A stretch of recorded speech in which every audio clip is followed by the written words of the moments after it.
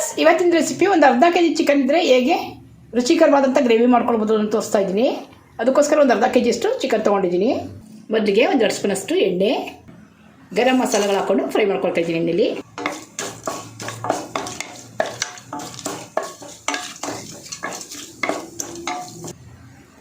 ಚೆಂದ ಉದ್ದು ಕಟ್ ಮಾಡಿರೋಂಥ ಈರುಳ್ಳಿ,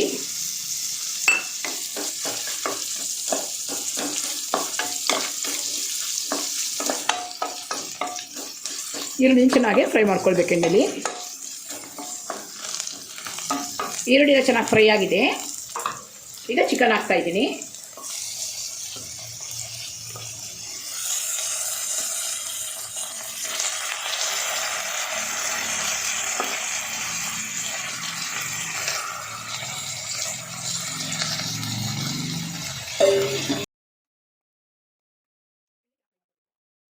ಎಣ್ಣೆಲಿ ಚಿಕನ್ನ ಚೆನ್ನಾಗಿ ಫ್ರೈ ಮಾಡ್ಕೊಳ್ಬೇಕು.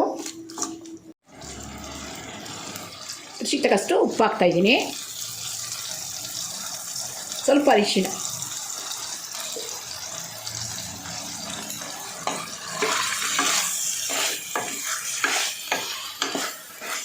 ಉಪ್ಪು ಅರಿಶಿಣದಲ್ಲೂ ಕೂಡ ಚಿಕನ್ನ ಚೆನ್ನಾಗಿ ಫ್ರೈ ಮಾಡ್ಕೊಳ್ಬೇಕು.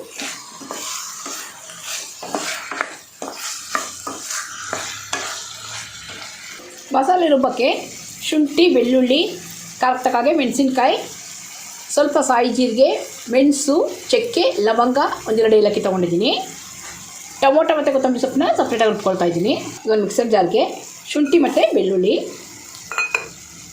ಖಾರಕ್ಕೆ ತಕ್ಕಾಗೆ ಮೆಣಸಿನ್ಕಾಯಿ, ಗರಂ ಮಸಾಲ ಇಷ್ಟು ರುಬ್ಕೊಳ್ಬೇಕು. ರುಬ್ಬಿರೋಂಥ ಮಸಾಲ ಕೂಡ ಹಾಕ್ತಾಯಿದ್ದೀನಿ. ಇದೇ ಮಿಕ್ಸಿ ಜಾರ್ಗೆ ಟೊಮೊಟೊ, ಕೊತ್ತಂಬರಿ ಸೊಪ್ಪು ಸೇರಿಸಿ ರುಬ್ಬಾಕ್ತಾ ಇದ್ದೀನಿ.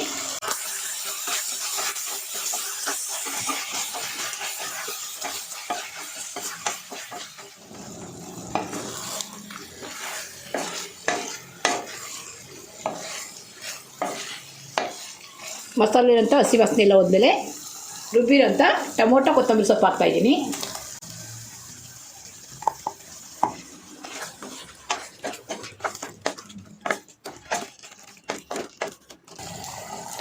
ಸ್ವಲ್ಪ ನೀರು ಕೂಡ ಹಾಕ್ತಾಯಿದ್ದೀನಿ ಚಿಕನ್ ಬೇಯೋದಕ್ಕೋಸ್ಕರ.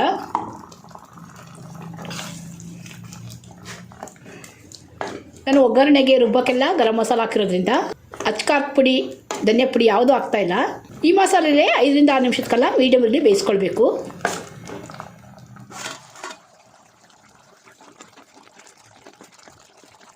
ಒಂದು 3/4 ಭಾಗದಷ್ಟು ಚಿಕನ್ ಕೂಡ ಚೆನ್ನಾಗಿ ಬೆಂದಿದೆ ಮಸಾಲೆಯಲ್ಲಿ.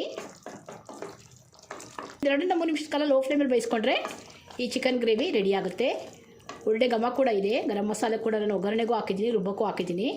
ನೀವು ಇದಕ್ಕೆ ಬೇಕು ಅಂದರೆ ಅಚ್ಕಾರದ ಪುಡಿ, ಧನಿಯಾ ಪುಡಿ ಎಲ್ಲ ಹಾಕ್ಕೊಳ್ಬೋದು. ನಾನು ರುಬ್ಬಕ್ಕೆ ಮೆಣಸಿನ್ಕಾಯಿನೇ ಹಾಕಿರೋದ್ರಿಂದ ಅಚ್ಕಾರದ ಪುಡಿ ಹಾಕಿಲ್ಲ.